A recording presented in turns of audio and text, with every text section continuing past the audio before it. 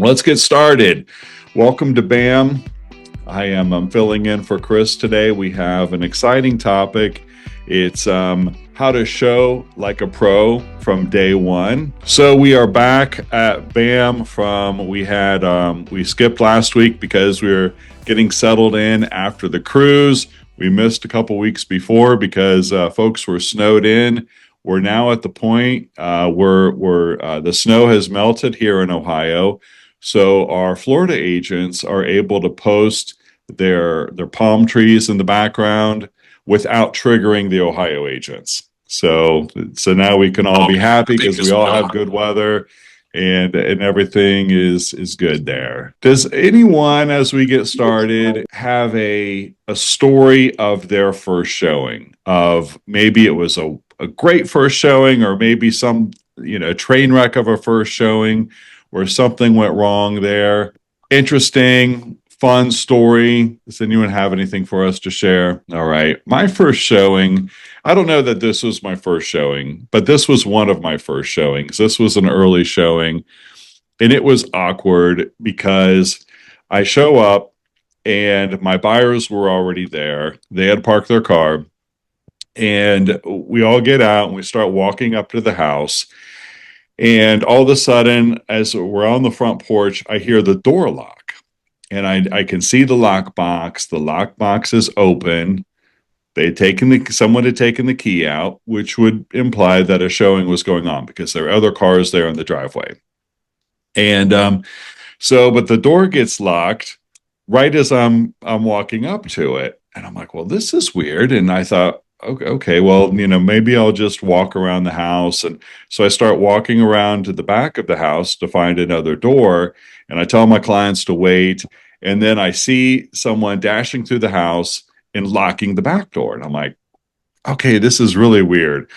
So I knock on the door. And then finally an agent comes out and he's standing on the front porch with me, and he's like, I have a showing now. You can't be here. And I'm like, well, I have a showing too. And I pulled up showing time and I showed him the confirmation, and he was under the impression this was his time. No one else was allowed to be there. So he goes back in the house and locks the door and wouldn't let us see it until he left. And I thought that was kind of weird. And I was seriously irritated by it, and my clients, because I was mad for my clients here. They'd come here to see this house, and I'm like, well, I need to kind of advocate for them and get them in the house, but I also don't want to be a jerk in front of my clients. So I don't know, it was just a weird thing. Finally they left, we got in the house, they didn't like it, it didn't matter. So but anyone else have a story of a awkward showing? Scott, the same thing happened to me many moons ago, and the lady slammed the door in my face. Yeah. This was right whenever they had the showings. Oh, what are they called around here? It's just like anybody can show the property at any time. So I explained, I said, this is just like almost an open house. Mhm. That's the new way of doing things. So Oh, wow. I'm sorry, but we also have that time. And she says, screw you, you can come back later. Wow, she said that? We're clients within earshot? Yes. Oh my gosh. And I was interesting. So several years later, she ended up joining the board, and she was voted on as a director. And I said, remember that showing? She's like, oh my gosh, I am so horrified. I should have never behaved that way. That is just something interesting about our business, because we may be competitors or adversaries on a transaction or in a negotiation, but at some point we're going to be working together. Maybe it's there in leadership or on a board, or maybe this person's going to end up joining your brokerage, and then you're going to be working alongside them. Or they show one of your listings and it's like, oh, I don't really like working with that person, but now they're showing my listing and I got to get along with them because I got to serve my clients and I got to get it across the closing table. So just a great lesson for kind of, sometimes just, we got to be sweet. We got to be nice to the people who we're working with. We're all and in working this around. together. We are all in it together. Perfect. So, but let's talk about showing like a pro from day one. Um, First of all, read your listing details. You typically, I'm going to assume a client is called up and they want to see a property, and we're going in and we're going into showing time or whatever the scheduling service is that we're using, and we're getting ready to schedule. Read the agent remarks. There could be some important information in there. One thing is it could say something like no FHA. What if your client's an FHA buyer? Well, then what's the point in them seeing that house if we know that they won't go FHA? Or maybe that causes you to do some further investigation and talking to the listing agent and says, "Hey, I have an FHA buyer, but they're very well qualified, and why does it say FHA?" It could be, "Oh, I just forgot to mark that box when they entered it into the MLS." Or it could mean there is some specific reason, like because of a anti-flipping rule, that it cannot go FHA right now. Well, what you don't want to get your client in there, get their heart set on it, and then, oh, this house isn't for you. Um, or maybe have a conversation before you get in there with your client and their lender. Do you have to go FHA, or is FHA just maybe the best payment? But if you needed to, you would be able to go conventional, and that option's available to you. Would you consider this house going conventional? Yes. Okay, then you are smart agent who's thinking ahead and getting that stuff ready for your client and thinking ahead. I like to go into any transaction, any dealing with a client as those looking 3 steps ahead. What can go wrong and how do we avoid it? Kind of like play chess and think ahead on that. So you look alarm details. If there's an alarm, you don't want to be opening that door and hearing beep, beep, beep, and then you're scrambling to look for the alarm code or calling the agent real quick. Oh, what's that alarm code? Look, read your showing instructions, make sure you know all that. Is there a pet? You do not want to let that fur baby out, or they will not take your offer no matter how good it is if you lose their dog or cat. So just make sure you're watching for showing instructions. Don't be leaving doors open and things like that. We'll talk about that more once you get to the house. But and look for any other exclusions. Is this property not available to investors? It could be if it's a certain type of sale, perhaps a REO. It could be limited to owner occupants only. Some condominiums may be owner occupant only. So check those things before you get in the house and make sure that this property is eligible for your clients.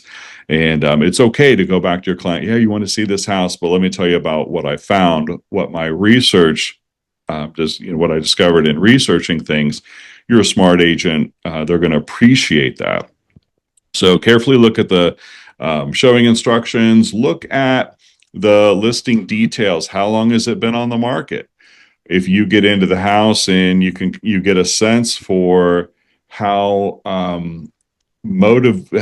motivated your buyer is, if you can tell, wow, they're really digging this house. I smell motivation here. I smell, this is something that's going to be moving forward with an offer. You want to know in the back of your mind, has this been on the market for hours or weeks? Because that could indicate the sense of urgency you need to have with leading your client through this transaction. Let's say your client wants to see multiple properties. Plan out that showing route and make sure you're not make sure you have a logical flow there. We have software in our market called Showing Time. I know Cincinnati has that as well. And Showing Time has some brilliant tools where you can create a showing cart with properties, and you can specify a start and an end, and then it will sort them for you in the most logical flow so that you're not backtracking and when you have a client out there, you're looking like an idiot because you're all over town and you're not on a logical flow between the properties. So plan that out and utilize those tools to help you do it.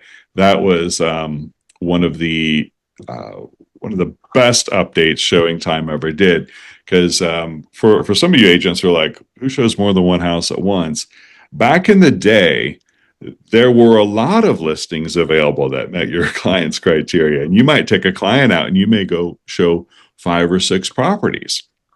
Now it's like you're lucky to have one that's out there, at least in some of our limited inventory markets, like especially like Columbus.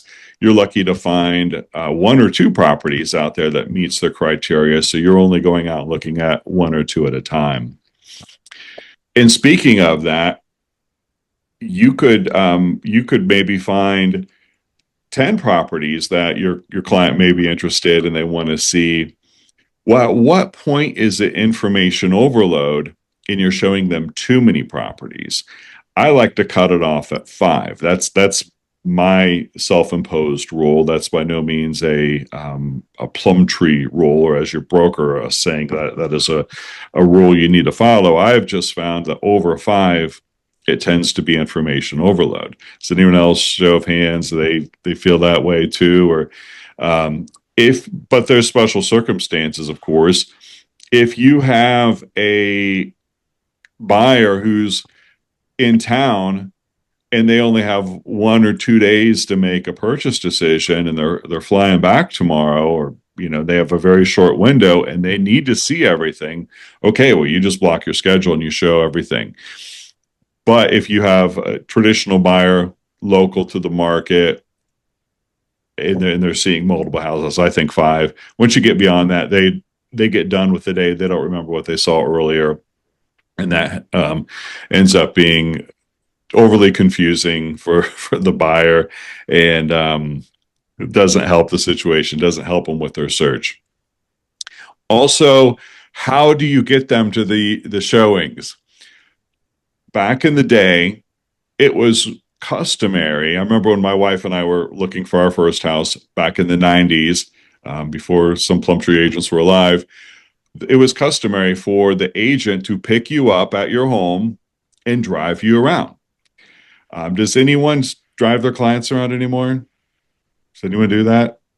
It's been a long time since I've had a client in my car, and they were a relo. They were in the area, and it was just they were looking at a lot of houses at a time. And if you have an intense showing schedule like that, sometimes that is helpful because you're trying to get a lot of properties in. You get them in your car, and then from one showing to another, you're able to talk about what they saw, talk about what they liked, what they didn't like, and kind of get to know them. And that's a great time. But normally, most agents are meeting people at the property. And I think that's more customary now. A lot of buyers may be a little creeped out getting in your car with you, and you may be a little creeped out having them in your car with you. So I don't know, it's a different world than it was 30 years ago. So now I think typically meeting is the best policy. Let's talk about from a brokerage standpoint, what do we do before that first showing? There are disclosures that need to be sent out. In Ohio, we need to send the consumer guide to agency before we have that first showing. In Kentucky, there's the agency disclosure form that needs to be signed. Florida has a few different disclosures you can choose from before your first showing, and you'll know the appropriate one based upon your scenario. Send that form out, and then send your touring agreement or agency, or we call it a loyalty agreement, buyer broker agreement. So I typically start, if this is a brand new client that I've not shown homes to before, I start with consumer guide and then touring agreement. And I'll go into this a little bit more, but I let the first showing be the determination of, are we going to work together? Are we a good fit? So if it's someone who I don't know, even if they've been referred to me, I will use the touring agreement until we decide to move forward with an agency relationship. Sometimes even after that, I will go from touring agreement to a loyalty agreement that's specific to a property. If I feel, okay, that this buyer maybe has commitment issues, I don't want to freak them out with that. loyalty agreement. If I'll make that loyalty agreement specific to a property. Just depends upon how well I know them.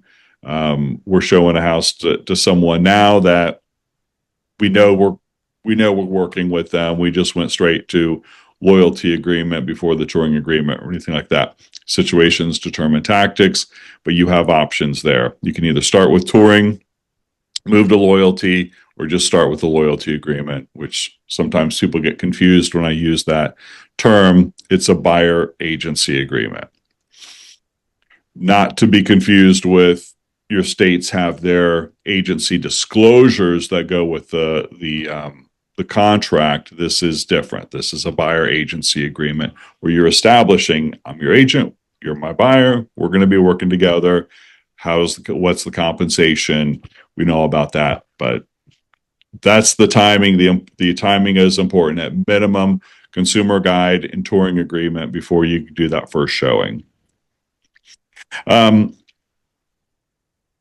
Also, you may want to look at what they're seeing and look on the market and see if there's anything else that might be really close to it, both in proximity and a good comp, and schedule that too. And say, hey, if I find another one that you want to see, would you like to do that too?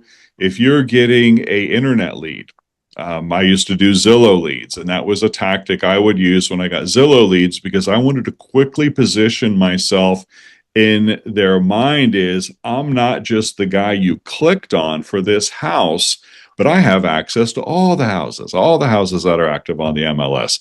So I wanted to quickly identify that. So I would have maybe one tour with them, maybe multiple houses before we established that agency, decided if we were going to move forward with an agency relationship where it just helped me give me an opportunity to establish that relationship with the buyer and see if we're going to click together, see if we're going to work together. But if you can find more houses, you're more likely you're going to show them something they like. More likely you're going to show them something they want to see.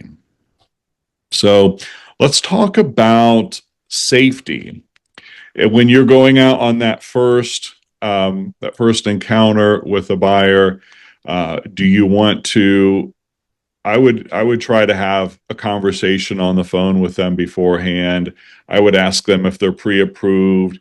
Not that you necessarily have to have a pre-approval letter for the first showing, but get a feel for this. And if there's anything in your gut that's telling you this buyer seems there's something scammy or something off-putting to you where you don't feel safe, then either bring someone with you at that showing or don't do that showing, or your that first showing is not worth your safety. And we've all heard stories, or if you haven't, Google it. There have been agents out there who have been at showings and have had unpleasant encounters with buyers.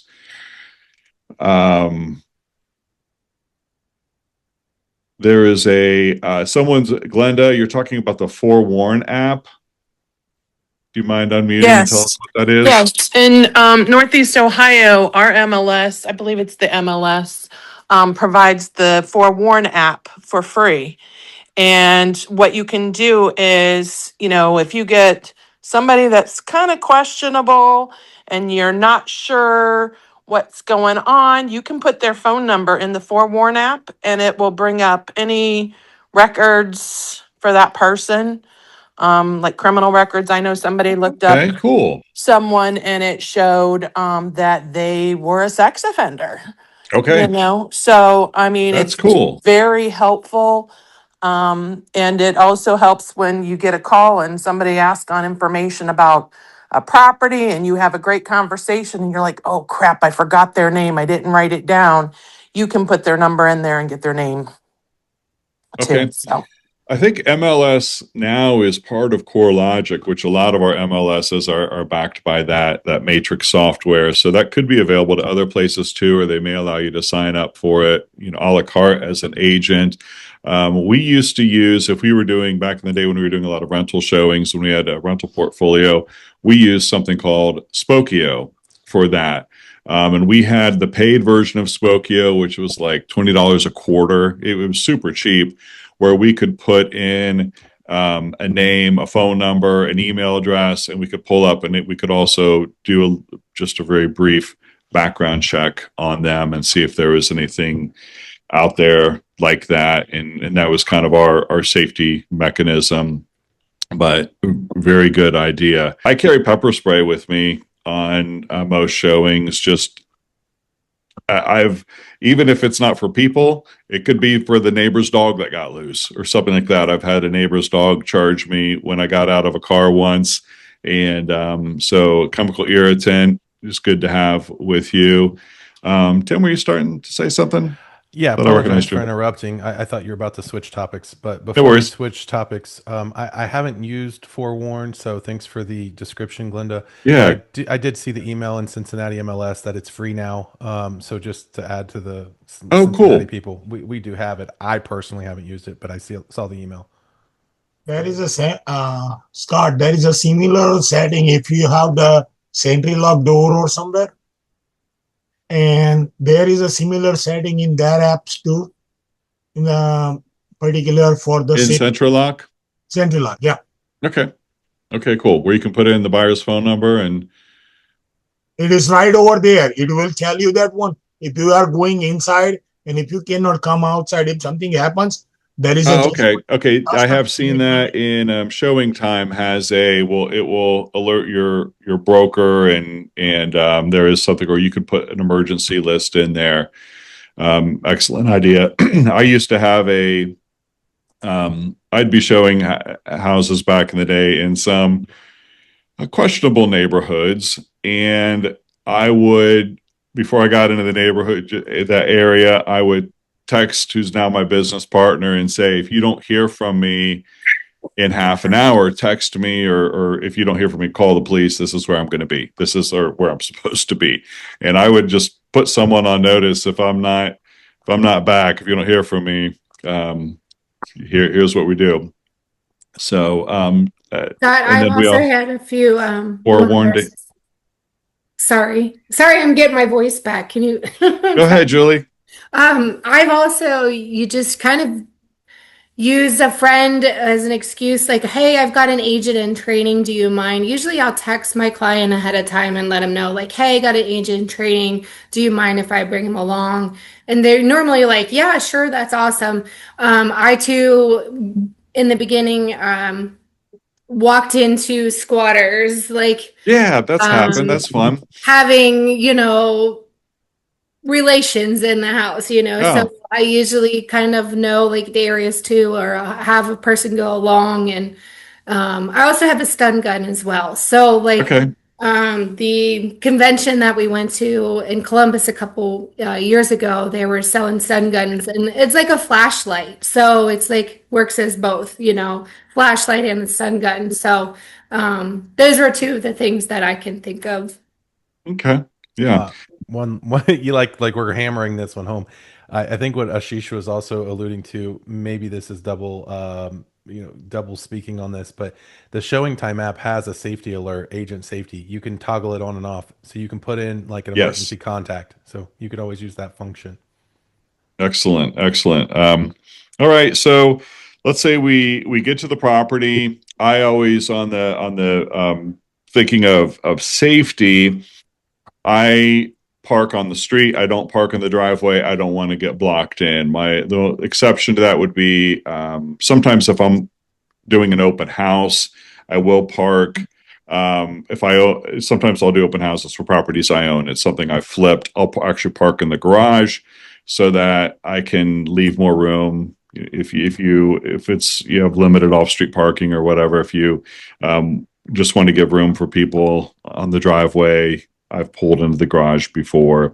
But good safety tip and courtesy to your client, let them park in the driveway. That way you have an escape route. When you pop the lock box, you go in, I open the door and I just say, I do a real loud hello and see if there's anyone in there. It's more of, I don't really expect any, if it's a vacant house, I still do it because if there's anyone in there, I want to give them warning to get out. I have had squatters in the house and I had they got out a window. I got into the room they were in. There's sleeping bags. There was you could tell someone had just been there and just got out the window. So yeah, I would rather encounter them, just have them get out. So Rod showed some. He's invested in real estate. He knows these things. Yeah, I've been. Oh yeah, I've been in some pretty seedy places. But what a trick I used to use Scott is I would just walk in, I'd shout insurance inspection because they just insurance inspection, and then that usually that usually alerts them that I'm there, but they don't feel threatened. And I ran into one guy one time. He was kind of cowering in the corner of a garage.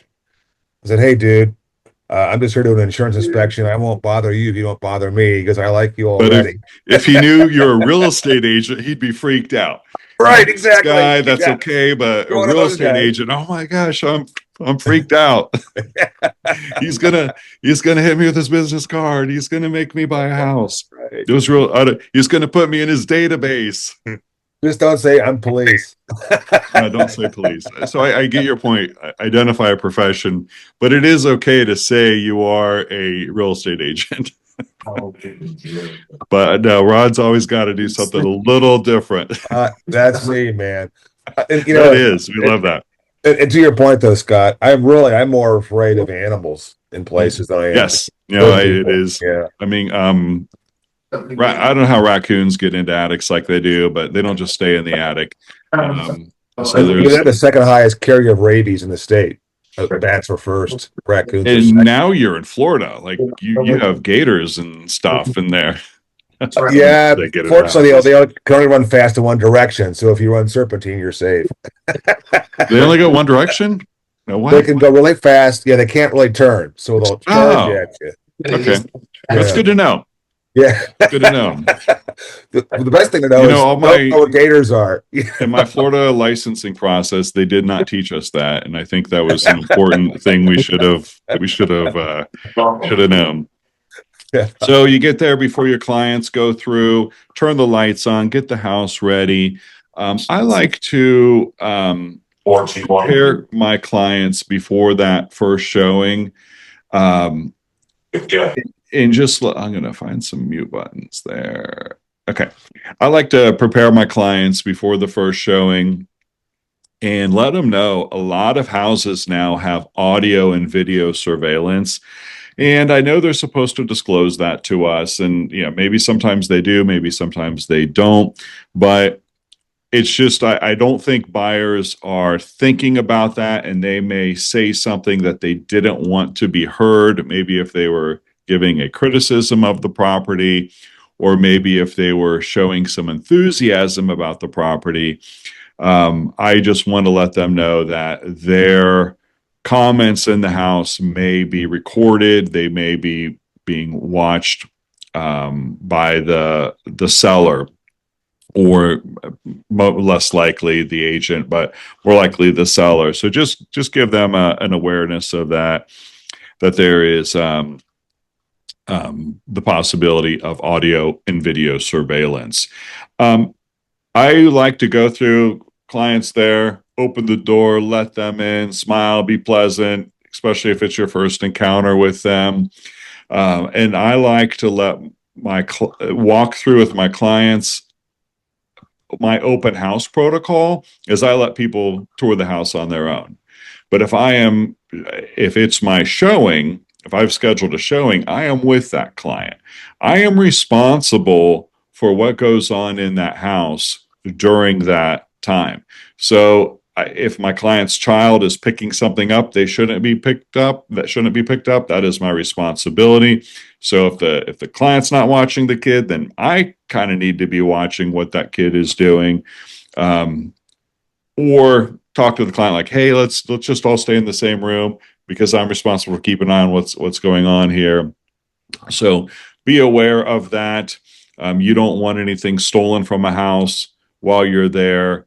So just be aware of what's going on in the property.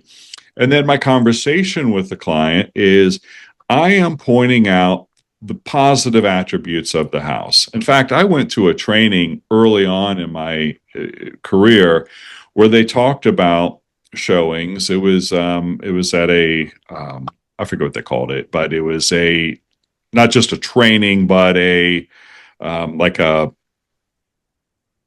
coaching, a group coaching session that a brokerage had. And they said you only talk about the positive things in the house as if you are trying to sell that house. I strongly disagreed with that, and I still do. I believe our job is to help our buyer buy the right house. So if we see a positive feature, especially based upon things we've heard, what we know about our client, what we think would stand out to them and what would appeal to them, we point that out. If we see something that is of exceptional quality, for example, I walk into a house yesterday that I was showing and I lost my, like beautiful, the cabinets were beautiful and they were the soft close. And I just thought that was so cool. And I thought, okay, this house has obviously been recently updated, but they used very high-end materials. And I pointed that out. But then I also, when I'm going through a house, if I notice anything negative, I make sure I point that out too. So for example, the previous house I showed this family, I walked through the kitchen and it kind of felt like, am I walking downhill? Like this feels a little uneven. And I was the first to notice that. And I pointed that out to them. Well, we got outside and we noticed there was a large retaining wall that was starting to shift. And it appeared that I'm not an expert, but by crack lines I saw in the house, there might have been some major structural damage going on to that house. And as an expert, as a real estate expert, I feel it's my need. I'm not the inspector. But if I see things like that, it is my duty to point that out to them, or maybe point out some things that would come up on their inspection. I noticed this kitchen does not have GFCI outlets near the water source. And you're an FHA or you're a VA buyer, that's something that will likely show up on your appraisal that we will need to ask the seller to take care of. Point out those things. I noticed that this appears to be asbestos tape around this ductwork in the basement. That's something that your inspector will likely call out. You might be able to have that encapsulated under another layer and to make it safe. And you want to get advice on how to do that. But as you go through the house, point out those things because it shows your client that you are watching out for them. Those conversations of as you're pointing out to things, I use that as a segue into, hey, you may have noticed I'm pointing out the positive and the negative of this house. And I tell this first time I'm with this buyer that I am not here to sell you this house. I am not the listing agent. I don't represent the seller. I am your buyer's agent if we've established that relationship, or I work with buyers as their buyer's agency. If you're leading into that conversation to talk about a loyalty agreement, and then you're saying this is the advantage of, rather than you just calling the listing agent on the sign and getting into the house, you might want a buyer's agent to advocate for you and point things out and help you negotiate and maybe talk about how long this property's been on the market and what other comps have sold for and things like that in order to help them with their purchase decision. So I use that as a walking through the house as a segue into that agency discussion And that first showing, I do schedule more time for it, because I will go into that home buyer 101 and I will discuss those things. I will discuss agency. Go ahead, Chris. Hey, yeah, I didn't want to interrupt you. Great information on talking your buyers through the showing, what to point out and what not to. I wanted to add that you can talk too much sometimes when it's your personal opinion. Right. I put my foot in my mouth the other day. I was showing a property, and I thought the granite was horrible. I thought it was the ugliest color granite I ever. And my big mouth, the first thing that came out, because I tend to express myself pretty freely, so I have to keep myself in check, was, "Ugh, man, that's the ugliest granite color I've ever seen." And then the wife was like, "Well, I kind of like that. That goes well." So that taught me, and I tried. Don't yuck their yum. Yeah, it taught me what to say and what not to say, especially when it comes to your personal opinions on things like decorations, colors. It's Right. better probably to say, if you do hate the paint color, or they say something, well, paint colors can be changed. But as far Right. as, like, some of us are just OCD. I will point out, if there's some caulking missing. That may not be the best approach to go through. Yeah. Nitpick everything, because you could talk them out of buying the house when it's really not an issue. Good point. Usually my conversation is based more on defects and workmanship of Yeah, things. so we can. I guess my point is do you want to sell the house or not? Don't talk out of it, but point out, especially if it's an aesthetic or cosmetic thing. Exactly. Yeah. Right. As opposed to quality or workmanship or a material defect or something like that. Very good point. Yeah. So after I've explained agency, I continue my homebuyer 101. And again, without trying to talk too much, as we're walking through the house, I don't corner them and say, "Let me give you a lecture about home buying." As we're walking through the house, and I weave into the conversation these points and try to make it a natural flow. I ask the question, "Have you been pre-approved? What is what's that situation?" And it's very important to me that I'll do a first showing without knowing if someone is pre-approved. I'll do a first showing as a freebie, if you will. I will not go schedule another time to take that client out if they have not gotten pre-approved or sent me proof of funds. If they are, a lot of times people give you the best reason in the world is, I know everything's okay. I could get that quickly. I know a guy. Okay, fine. But if they're not willing to take that step to get pre-approved, then why are you willing to take the steps to, there is a process. And at some point you just need to say to home buyers, here is how it works. You can't have a buyer that's creating their own system. We need to have a somewhat level. We don't want to be overly demanding, but we do want to say, hey, here is a process, here is a system, I want to help you through it, and here is how we start. We get pre-approved, because that's a good litmus test. First of all, you don't want to be showing someone, once you show them that second house and you keep going without a pre-approval letter, well, you've set that expectation. But you want to get that pre-approval letter. So first of all, they're qualified for. First of all, their financing type. And then you also want to know who their lender is.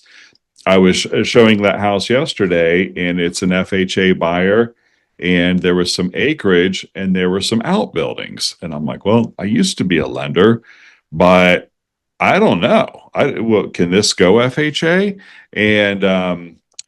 So I was able to text the loan officer that they were working with and say, hey, we're at this house and this is what I'm seeing. I'm seeing 2 large outbuildings. One, I'd call it a barn, and it's on 4 acres.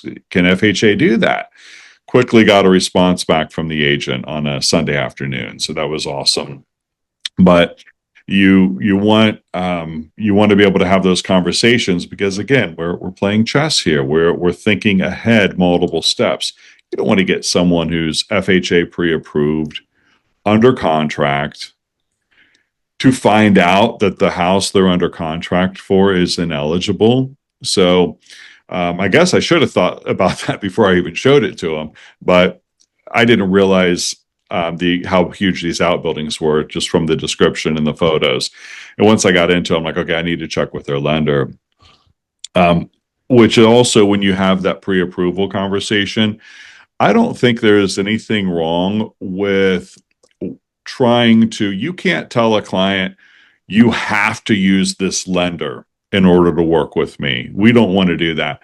But I think you can recommend a lender, and you can tell them, here is why I recommend this lender, what attributes they have, and I can help you. I can do a better job helping you with this transaction if I'm able to communicate with your lender, if I'm able to find out what closing costs are going to be as we go to write your offer, if I'm able to clarify details about your loan program or your closing time frame or things like that, so that I can help facilitate your transaction. Rachel, go ahead and unmute. Did you have a question? Thanks, Scott. Yeah, I was wondering, with that transaction, did the lender tell you that they couldn't do the loan? Oh, they said they could do it as long as the barn wasn't dilapidated and it was actually in pretty decent shape. And so yeah, the lender, and then I later on chat GPT'd it, and it said as long as that's customary for the area. And we were out in Germantown, Ohio, so there are 4 acres with outbuildings is customary for the area. And as long as the primary use of the dwelling is residential, as opposed to it being more of an agricultural property, an active farm. So all those. I was curious because I just had one, and I used to be a lender too for about 6 years, and I just had one that I thought would not go. The other lender the other agent, the listing agent, was convinced that they were going to get dinged on this building. We didn't even look at the building when we initially went out because we knew it was like out of sight, out of mind. But included all that information up front, let them know, hey, we're taking a chance here, but the listing agent is willing to take it. And come to find out, it was actually a cabin that was just not in good condition and would not be usable. They would have to take it to the studs and redo it. But the appraiser actually left it off. They were able to get it insured and everything. It was insane. Sometimes those second dwellings do add a ripple of complexity, especially if you're trying to include it in the value. That means the appraiser has to find comps that have, I forget the name of what they call those additional dwelling units or something like that. Mother-in-law suite type thing. ADU. The term is ADU. AVU. There you go. ADU. Those can get complicated on an appraisal real quick. Sometimes you need to find a portfolio lender that will allow it. Sometimes you can get an appraiser to look at the factor that in and determine the value without considering that AVU. But that can get complicated. I just wanted to share because beforehand, if I was a listing agent, I probably wouldn't have taken that chance with the FHA, especially being the third potential buyers. But just wanted to share for those circumstances. It doesn't hurt to necessarily give it a try if you're doing your due diligence up front and asking the lenders and maybe asking multiple lenders. So good information. Thank you. Yeah, sure thing. Okay, so when we're wrapping up this showing, we've had Real Estate 101, Home Buying 101 with our client. And you kind of get that vibe. Hey, are we going to work together? Are we a good fit? If this is your first time out with this buyer, If it's your first showing, I guess it is your first time out with this buyer.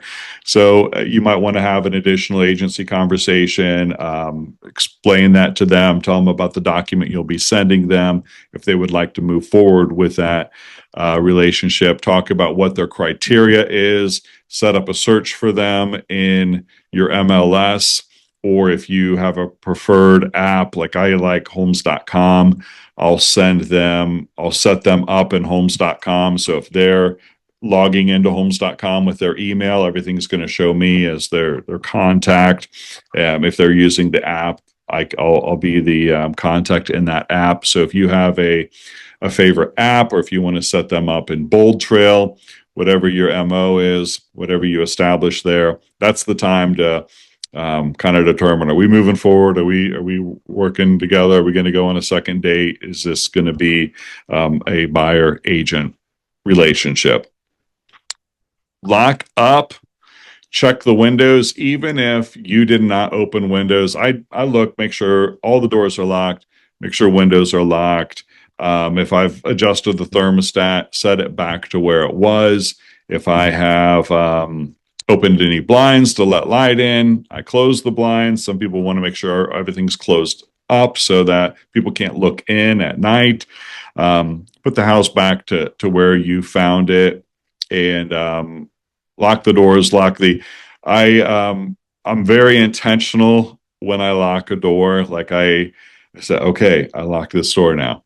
I don't want to be. I have had that situation where I get half hour later, I'm like, did I lock that garage door, that exterior garage door, and then I'm worried about it. And then, so just make sure you don't have keys in your pocket. If you are walking around with a detached garage key, don't leave that thing in your pocket. So sometimes the conversation is flowing with the client, but do kind of take a moment to get them back in their car or whatever. Don't feel like you need to run out with them and leave with them. Say, okay, I'm going to go back and lock up. Even if you're going to another house, go back and just have some time by yourself in that house to think through, did I lock all these doors? Are the windows locked? Did I put this house back where it was? Because if you're trying to have a conversation with someone, you'll be like, did I put the key back in the lockbox? I don't know. At least my brain does that.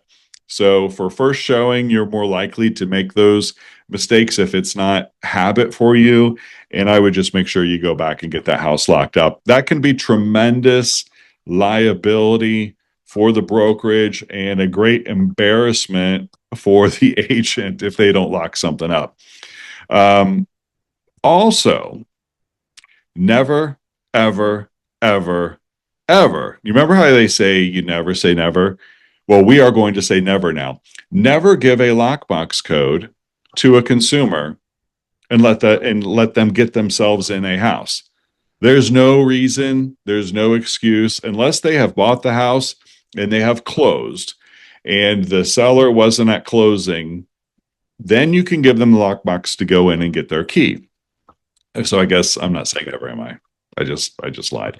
But before they close, never give a home buyer a lockbox code and let them get on their own. Back in the day, when there were a lot of bank-owned properties, or back in the day when there was a huge inventory and you'd have an investor that wants to go out and look at several bank-owned properties or just several vacant homes, and that agents would do that. I've known of agents that would do that. Oh, this is so and so. I show them houses all the time. They're my best investor. I'll just give them the lockbox code for this one. Or it just went on the market. Oh, I'm taking my kid to the dentist, but they want to get into the house right away. Oh, I'll just give them the code. No, do not do it. That will be a great. If you want to lose your license really quickly, do that. Give out a lockbox code to someone and you're not there. That is a super effective way to lose your license. So, and the broker has no we can't say, well, but they really do a good job with their paperwork. We really would have no defense for you as a brokerage if you did that. So please don't. So what's the moral of the story here? When we do a showing, we're here to help a client buy a house. We're here to help establish a relationship with that home buyer. If it's our first time meeting them, we're there to give them a little bit of information about the home buying process and how we can help them through it. It's not just popping a box. There's a whole lot more to it than popping the lockbox and let them walk through. And just kind of you want to establish yourself as an informed professional that is ready to guide them through the most complex financial transaction of their lives. So with that, any other pro tips that any of you have? I think Chris in the invite asked you to bring some pro tips. So Rod, tell us about your pro tip. Well, I don't have a pro tip, but I have a question. Is that all right? Yeah, that's right. Okay. So I ran into somebody and they were looking for a property, a particular community, place to buy. First-time home buyers, they were going to use 401k money, so forth. So I knew they had the means to buy it. So, I pulled a list of a few properties. I contacted them. I said, I've got a few lined up for you. And I said, before I share them with you, though, I said, the rules kind of changed. We don't get show up anymore. So I kind of need to have you sign some kind of a agreement with me if I show you these properties. Well, the guy wouldn't do it. Mm-hmm. So I just said, well, I don't work free. I can't afford to do that. I wish I could, but I can't. If you don't want to at least agree to this, I get kind of on your own. Is there anything else I could have done other than walk away? When I talk about let's say, for example, the consumer guide, I'm speaking as an Ohio agent, the consumer guide agency and the touring agreement, they're the most, like, basically the touring agreement says we're agreeing that you don't have to pay me anything. I'm doing this for free. If they're not willing to sign a touring agreement, that just kind of shows this person may become very difficult for no reason. If technically if you're just talking to someone on the phone and you go to schedule a showing, you could have them sign. I send them .loop beforehand, and you could say you could send them .loop beforehand, and then if they haven't signed it before the showing, ask them to sign it at the showing. I think that would be inappropriate the first time you're in front of them for them to sign something, ask them to sign it. But if at that point they refuse to sign it, well, then it does get awkward. And we do need to have something signed. And if you have someone that's just not willing to sign anything, I would probably tap pause and not proceed with them. I don't know that that's you definitely can't show them the house without them at least signing your agent. They don't have to sign a buyer agency agreement, but at least with that, whatever your state appropriate document is, be it a consumer guide or your appropriate state document. What did we say? Kentucky is agency disclosure form. Yeah, if they're not willing to go along with that. I hadn't even gotten that far with this guy, and I just pulled a list for him, based upon what he told me he wanted, price range, layout, and so forth. And I have a list of a number of properties here. What'd you end up doing? You said you didn't show it. I didn't show it. I just pulled a list for the guy in a conversation, and so he gave me his email, that kind of thing. And so I said, hey, I think I sent him a list of some of these. If you want to see them, let me know. And then I think a couple of them, I'm trying to remember. It's been a while, Scott. But what it boiled down to is this: the guy said, I said, look, I'm not really saying I am the only agent. I'm saying that for this group of properties, I need to have some kind of relationship with you to work with you on Mhm. this. And he just said, nah, I don't want to do that. So I just kind of said, okay. But I mean, that's what I was asking. Is there anything else I could have done that would have, Well, maybe I answered if my own I would question. say if your communication had been by text or email with you sending them properties and stuff, you may try to get them on the phone and maybe have an understanding as to why they're freaked out by that. And you say, "Oh, okay, well, I understand you don't want to sign," because maybe someone just said, "Don't sign anything," and say, "You know what? I totally agree with you and respect that you don't want to enter into a buyer agency agreement with me. In fact, because I respect that so much, that is why I'm sending you a touring agreement that specifically says I am not your buyer's agent. But I am required to establish that I'm not your buyer's agent. I'm required to define that. I'm required for you to see in writing up front that you don't have to pay me anything and you're under no financial obligation." So if you had them on the phone and you could make that have that conversation with them, then perhaps they would have.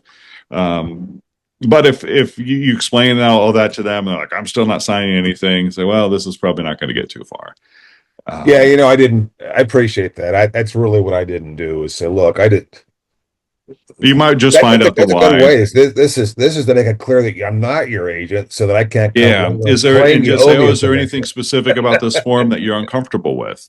Yeah, And then if they're like, "Well, I really don't like that plum. That plum, it just really triggers me. I was hit on the head by a plum once. Okay, I can't help you with that." Um, Glenda just asked. She said, "Do we thank now you. have a third form to be signed if it's a cash buyer?" I know there's the new FINRA rules. There's probably paperwork that is in FINRA. Is that it? Just basically FinCEN, a financial FinCEN. reporting rules that there is new steps if you have a cash buyer. But to FinCEN, thank you. I'm reading chat while I'm talking. FinCEN, but you don't need to have them signed before the first showing. That first substantive contact, as the states define it, just limits it to the consumer guide. All right. Any other pro tips for I'll our jump in, showings? Scott, with some pro tips that I've learned the hard way. Before you go to your showing, I would say familiarize yourself with the house. I like to, during my buyer consultation, I tell my client, hey, let's play a little game. I like to call it wants and needs. Let's talk about what are your wants, what are your needs, and I may ask them, do you have to have a fireplace? And I usually throw out fireplace and big kitchen as just like repetitiveness because most people are going to say they don't care about a fireplace. Mm-hmm. And so I wrote, okay, great. You don't care about a fireplace. No, we have to have 3 bedrooms. All right, great. Understand. So if I showed you the perfect 2 bedroom house, you're going to say, no, Tim, it's 2 bedrooms. That is an absolute deal breaker. Well, I mean, if it had a basement, and then we start to hone in on this like wants and needs game.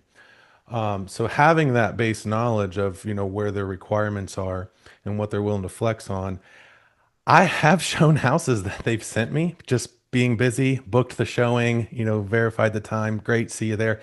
And then realize, oh crap, this is, a house that doesn't have something that they were absolutely, and I could have It's a easily great looked at pro the tip. pictures. Even if they send it to you, Yeah. Yeah. at least Happened. point it out to them. Yeah. So Yeah. I've also taken my pro tips and, we go through stages. At least I kind of ebb and flow through different stages of learning. And I've realized like I am almost shooting myself in the foot in a way where I'm searching for something that's not a good fit for them.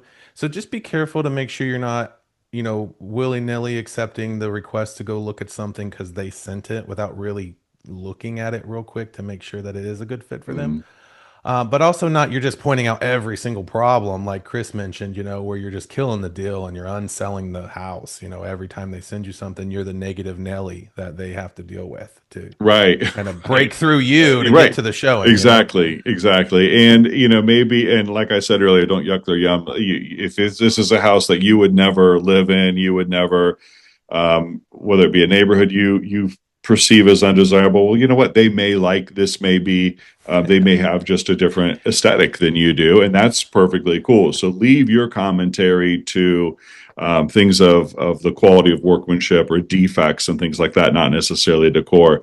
I like old stuff. I like mid-century modern stuff that many would say is outdated, and I think it's cool. But you know, a lot of people think I'm weird with those preferences. Glenda, did you say you had a tip to share? Yeah, one of the things that I have found to be very, very helpful. A lot of agents have their offices put listings in the MLS, and so a lot of times I'll give a call to the agent prior to showing to see if they give up any information, particularly if it says that it qualifies for FHA, VA. I don't know how many times I've shown a house and it doesn't. Or I'll have an agent say, I don't know if it qualifies or not, which I don't understand. But anyway, I always call the agent to kind of get a feel as to what's going on. And sometimes they give information they probably shouldn't give. But hey, that's to your advantage. Yeah, no, that's a great tip. I like that. And I know that I sold a house clear down in Mount Vernon, which from Canton to Mount Vernon is quite a drive. It's about an hour and a half, only because the agent that I had referred them to in that area wasn't available. And they're like, can you help us? So I did my quick, it was at a time when there was a lot of multiples. And I did my homework and I called the agent too to make sure that, they would honor agency and ask a few questions. Right. And we did end up in multiples. And because I had that conversation with that agent, she pushed for my clients to get the deal, even though we had put in an escalation clause and everything, and actually would have had the winning bid no matter what. But the seller said, no, we're happy with this offer, and we won't even use the escalation clause. Oh, wow. Yeah. So we actually, because the house was listed, I believe, at 20 or 305. We got it for 315, and we had offered to go up to 326. Nice, nice. So that was huge. Communication. Good, yes. good communication is the key with that that other agent. Establish, hey, I'm nice to work with, and because they could have been freaked out that you were an out of town agent, but you totally flipped that script by having those comms. Absolutely. All right, awesome.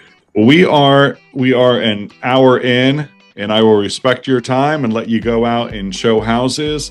So I sincerely appreciate all of your participation. This was a great conversation, and thank you for helping me make this great resource for our new agents. Have a great week.